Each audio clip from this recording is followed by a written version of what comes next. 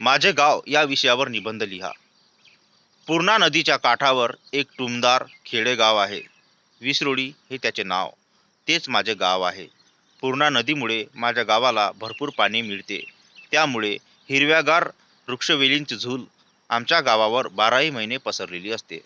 माझ्या गावातील बहुसंख्य लोकांचा शेती हाच व्यवसाय आहे.